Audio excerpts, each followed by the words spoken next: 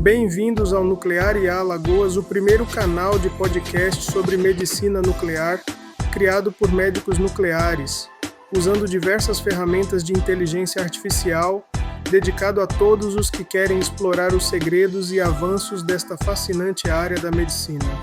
Somos João Bruno de Oliveira e Luiz Guilhermo Roncallo e estamos aqui para desmistificar a medicina nuclear, compartilhar conhecimento de ponta e trazer as últimas novidades diretamente para você. Imagine um espaço onde a inteligência artificial se une à expertise médica para criar conteúdo claro, preciso e acessível. Aqui vamos falar desde os princípios básicos até as tecnologias mais avançadas, como PET-CT, terapias com radiofármacos e diagnósticos de precisão. Quer você seja um profissional da saúde, um estudante ou simplesmente alguém curioso sobre como a medicina nuclear está revolucionando o diagnóstico e o tratamento de doenças, este é o lugar para você. Juntos vamos explorar casos clínicos intrigantes, discutir pesquisas inovadoras e responder às suas perguntas sobre essa especialidade que une ciência, tecnologia e cuidado ao paciente. Então prepare seus fones de ouvido, porque no Nuclear IA Alagoas, a medicina do futuro está ao seu alcance. Vamos começar essa jornada? Aperte o play, inscreva-se no canal e junte-se a nós nesta aventura pela medicina nuclear, porque aqui, conhecimento e inovação andam de mãos dadas. Olá, colegas, e bem-vindos ao nosso podcast técnico sobre achados agudos no PET-CT com FDG. Sou especialista em medicina nuclear e hoje vamos discutir características essenciais de imagem e como diferenciá-las de processos malignos.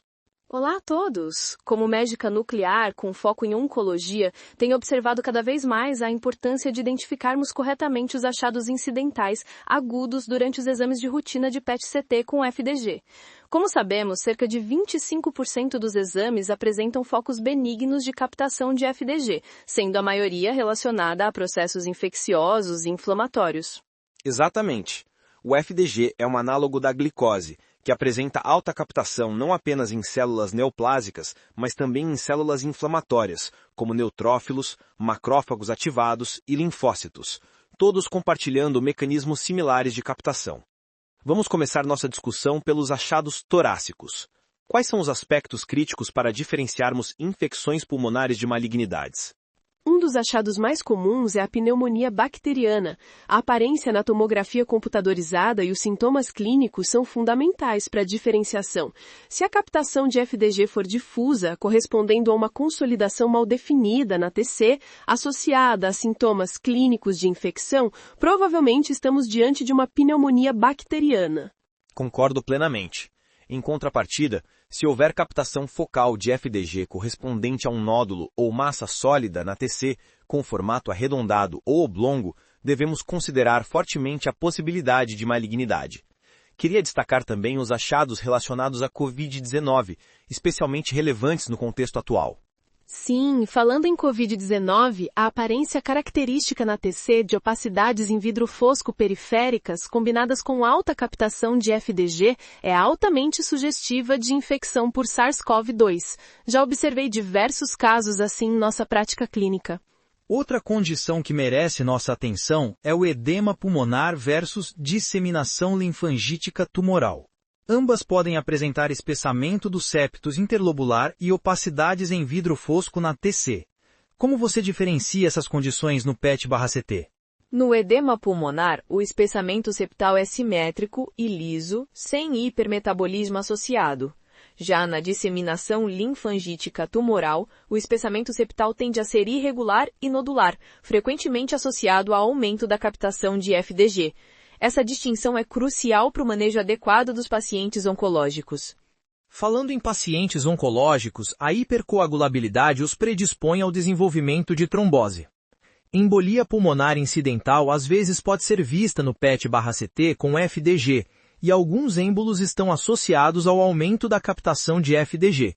Como você aborda esses casos? A aparência na TC e a localização da captação de FDG são fundamentais. Se a captação de FDG for de baixo nível, ao longo de um vaso com configuração curvilínea e correspondendo a um defeito de enchimento na artéria pulmonar em T6 com contraste, então a embolia pulmonar provavelmente é a causa da captação de FDG. Isso pode ser confundido com linfonodos perihilares hipermetabólicos, dado que tem ambas localização central. É necessária atenção especial para diferenciá-los.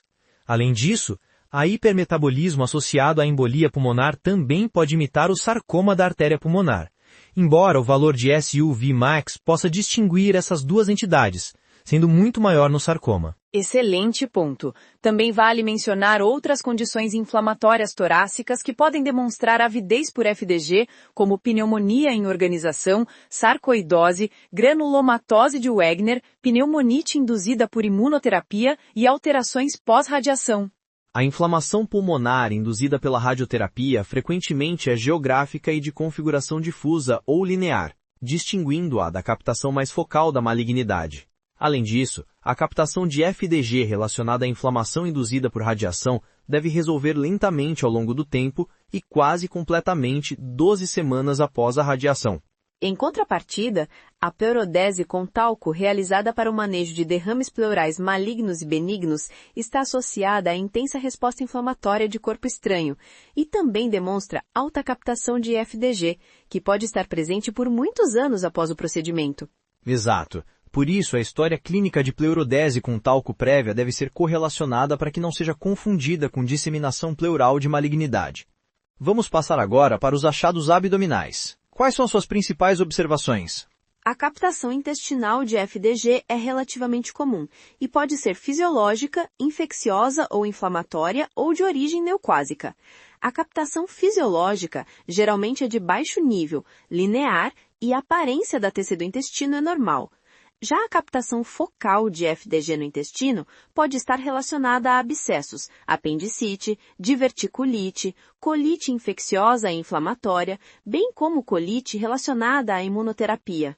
É importante lembrar que a metformina pode levar à captação intensa de FDG no cólon, o que pode ser um fator confundidor em pacientes diabéticos. Como você diferencia a diverticulite do câncer de cólon no PET-CT? Se houver captação difusa de FDG correspondente a alterações inflamatórias ao redor de divertículos, a diverticulite é mais provável. A colite induzida por imunoterapia demonstra espessamento difuso da parede intestinal, estriação da gordura circundante e captação difusa de FDG. Por outro lado, captação focal arredondada no cólon, independentemente do correlato na TC, deve levantar preocupações quanto ao câncer de cólon, especialmente se persistirem múltiplos exames, e a colonoscopia deve ser considerada. Órgãos viscerais também podem demonstrar aumento da captação de FDG. A pancreatite aguda, por exemplo, mostra aumento da captação de FDG. A aparência na TC, o padrão de captação de FDG e os sintomas clínicos são fundamentais para o diagnóstico diferencial com o câncer de pâncreas. Como você aborda essa diferenciação? Se o paciente apresentar início agudo de dor epigástrica, a TC mostrar aumento difuso do pâncreas e estriação da gordura peripancreática com exames laboratoriais associados mostrando o aumento da lipase, então a pancreatite é mais provável. Por outro lado, o câncer de pâncreas mostrará massa de tecido mole na parede do pâncreas com possível invasão direta do parênquima hepático adjacente. Qualquer anormalidade pancreática focal, seja no PET ou na TC, deve ser tratada com cuidado. Um acompanhamento com exame de imagem pancreática dedicada deve ser seriamente considerado. A colicistite aguda também apresentará a captação intensa de FDG, semelhante à pancreatite aguda. Na colicistite aguda, se o paciente apresentar início agudo de dor no quadrante superior direito e a TC mostrar espessamento circunferencial da parede da vesícula biliar com captação difusa de FDG, a colecistite aguda é altamente provável. Por outro lado, o câncer de vesícula biliar mostrará massa de tecido mole na parede da vesícula biliar com possível invasão direta do parênquima hepático adjacente. Outro ponto importante é que o barro biliar tumefacto pode imitar o câncer de vesícula biliar na TC, mas geralmente não apresenta hipermetabolismo significativo no componente FDG do exame. Também vale a pena discutir as condições ginecológicas, como endometriose, cistos ovarianos hemorrágicos, inflamação tubária, abscessos tubo-ovarianos e doença inflamatória pélvica, que podem demonstrar aumento da captação de FDG. Sim, e essas condições podem imitar malignidades ginecológicas primárias ou secundárias nos estudos PET-CT com FDG. A correlação com a história clínica, exames laboratoriais e aparência nas imagens de TC é fundamental para o diagnóstico correto. De modo geral, podemos dizer que a correlação da história clínica com as características de imagem, localização e padrão de captação de FDG é crucial para diferenciar processos agudos benignos de malignidades. A história do paciente, o exame físico e os resultados de laboratório também são componentes importantes para o diagnóstico diferencial.